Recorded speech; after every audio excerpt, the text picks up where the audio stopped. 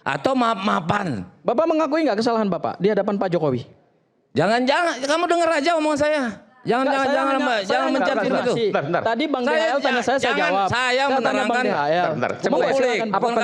Apa pentingnya? Anda udah selesai saya tanya. Karena saya ingin mengembalikan kepada konsep restoratif justice. Karena gini, yang disebut pemulihan itu, mohon maaf ya. Ya kalau gitu ngomongnya terus.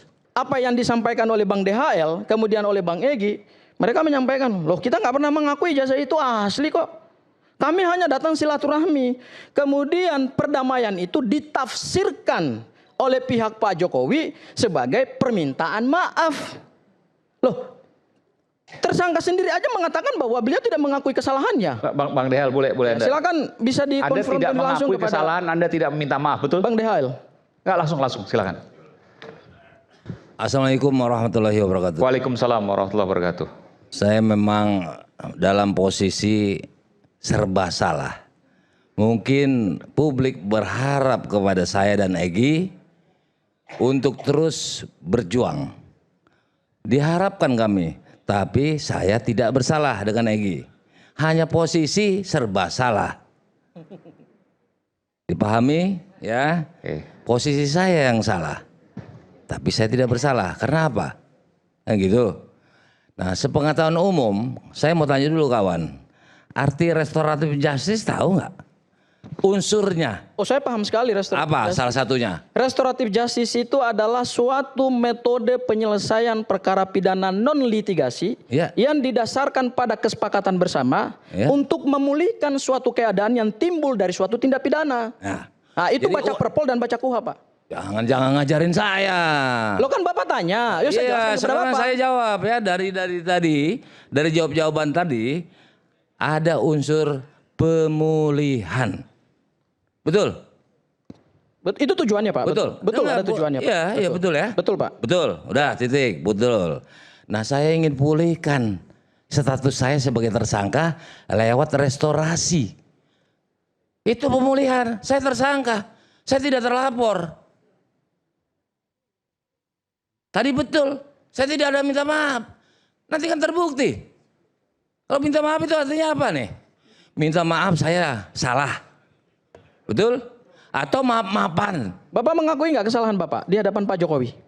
Jangan, kamu dengar aja omongan saya. Jangan mencari itu. Tadi Bang DHL tanya saya jawab. Saya menerangkan.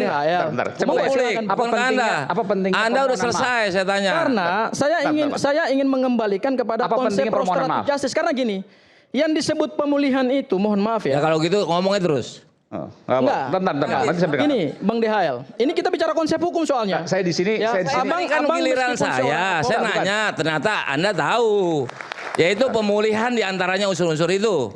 Betul kan? Udah nggak perlu lagi, saya lagi dulu waktunya. Nanti saya beri kesempatan. Tapi ini kan perlu supaya jelas, supaya pemirsa mudah untuk memahami. Karena ini saya jadi moderasi di sini, memoderasi. Iya, harusnya ditegur dong, kan jatah saya. Iya, bukan. Nanti kalau seandainya terlalu panjang lebar kanan kiri, pemirsa nggak paham. Makanya saya biar percayakan pada saya.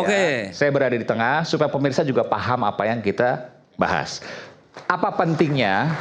Saya kembalikan kepada. Apa pentingnya permohonan maaf menurut Anda? Itu penting. Karena konsep restoratif justice itu yang dipulihkan itu bukan hak tersangkanya, bukan. Restoratif justice itu basisnya adalah korban. Yang dipulihkan itu adalah suatu perbuatan yang sudah terlanjur terjadi. Misalnya contoh, saya ambil contoh, pencurian. Ketika terjadi pencurian, orang menempuh restoratif justice meminta maaf kemudian mengembalikan barang. Apa yang dipulihkan di situ? Yang dipulihkan adalah kembalinya barang kepada yang punya. Kemudian ini ilustrasinya salah total. Sabar dulu, Itu delik umum pencurian. Ini absolut delik aduan. Sabar, nanti saya jelaskan ke Abang. Pencurian. Mohon maaf, nanti saya jelaskan ke Abang. Begitu kita masuk ke pasal 310, 311 yang sekarang dalam KUHP yang baru itu diubah menjadi pasal 433 dan 434. Kalau ini deliknya delik aduan absolut, maka pemulihan itu adalah pemulihan nama baik korban, bukan pemulihan status tersangka. Itu tidak masuk dalam konsep restoratif karena yang dipulihkan di situ adalah haknya seorang korban. Jadi nama baiknya yang harus dipulihkan, bukan status tersangkanya. Sehingga kalau kita bicara konsep restoratif justice, sangat penting sekali kalau kita buka semua literatur restoratif justice, mau dalam kajian hukum pidana nasional kita, mau dalam semua literatur hukum pidana internasional, basis restoratif justice justice itu adalah pemulihan kepada korban supaya tidak ditempuh suatu sistem peradilan pidana yang ujungnya adalah pemidanaan. Itu jelas. Makanya pasal 51 KUHP yang baru menjelaskan tujuan pemidanaan. Di sana sudah dielaborasi, sudah dikombinasi antara tujuan pemidanaan dalam sistem peradilan pidana konvensional dengan sistem peradilan pidana modern. Yaitu tujuan pemidanaan itu bukan hanya memenjarakan, bukan hanya mengirim orang ke penjara, ke lapas, ke rutan, tetapi juga yang penting dalam sistem peradilan pidana modern yang dianut dalam KUHP dan KUHP yang baru adalah kita menggunakan suatu pendekatan non-retribusi atau non-pemidanaan. Dan itu yang dipulihkan adalah hak seorang korban, bukan tersangka. Apa korelasinya pemulihan hak seorang korban dengan permintaan maaf? Nah, karena gini, seseorang tidak mungkin memberikan pemaafan secara hukum, karena pemaafan secara hukum itu berakibat pada status tersangka seseorang tidak lagi diberlakukan. Kenapa itu penting? Karena ketika seseorang meminta maaf dan mengakui perbuatannya, berarti orang yang meminta maaf itu mengakui aku salah. Contoh. Kita menggunakan pasal 433, saya gunakan buat Mas Saiman. Bentar. Misalnya begini. Ada seorang Bang Damai deh. Bang Damai sampai sekarang nggak pernah merasa bersalah, betul ya? Tidak pernah merasa bersalah saya. Lalu kemudian jadi tersangka. Saya nggak pernah minta maaf, jangan ulang-ulang. Iya, sebentar. Nah, ini bentar. Ini saya ngerti logika Anda. Bang Damai sampai hari ini tidak pernah merasa bersalah. Ini saya tengah-tengah ya. Iya, betul. Tidak pernah merasa bersalah. Iya. Logika dari mana sehingga Bang Damai harus minta maaf? Lah terus apa yang dipulihkan? Iya, status oleh karena itu dia minta supaya saya salah apa kok saya jadi tersangka. Status tersangkanya aja dicabut dengan SP3. Tetapi keadaan bahwa ijazah Pak Jokowi yang saat ini diperbincangkan diduga palsu, diduga dibuat di pasar pramuka, diduga didapatkan secara tidak sah di UGM, apakah terpulihkan dengan SP3 dan restoratif justice? Bukan urusan Bang Damai itu. Saya nggak pernah nuduh pramuka. Ini pertanyaan sederhana. Karena restoratif justice itu saya sepakat gini. Kepada saya. Gini.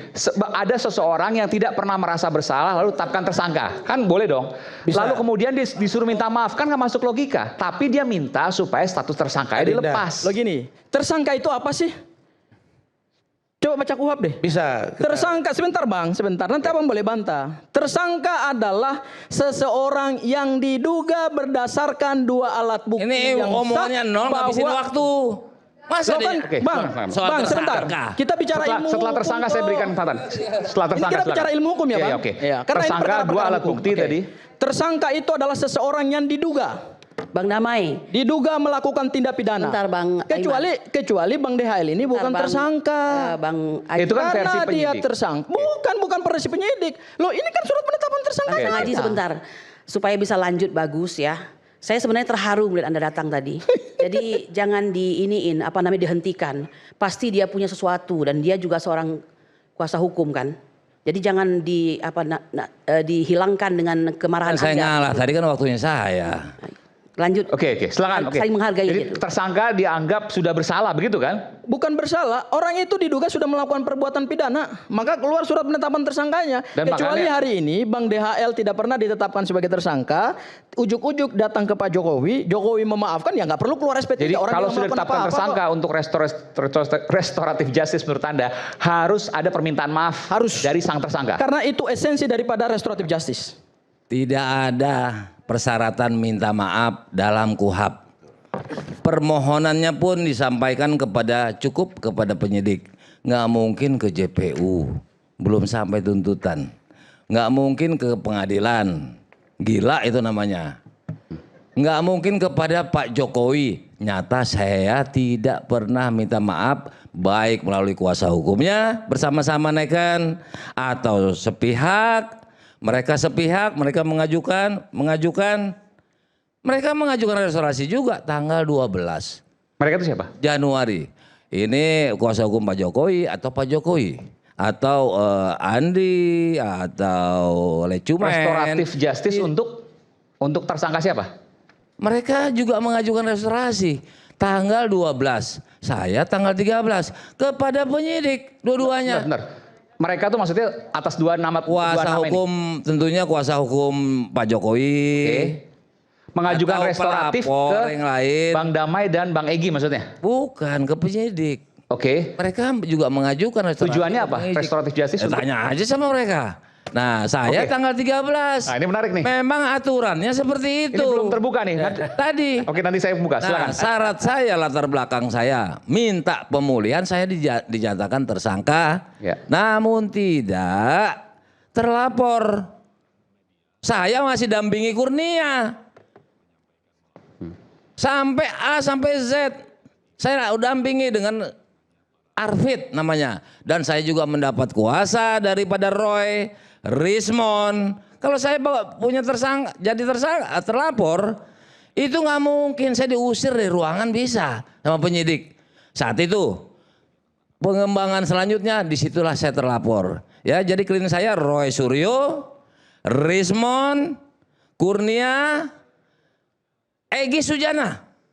Bahkan itu diteken, videonya lengkap di suatu rumah makan. Jangan iklan ya, saya pengen fakta hukum. Susite yang bayar Egy Sujana, Roy nggak mau bayar, dia teken. Saya nggak marah kalau saya laporkan ini. Apa kata orang nanti publik?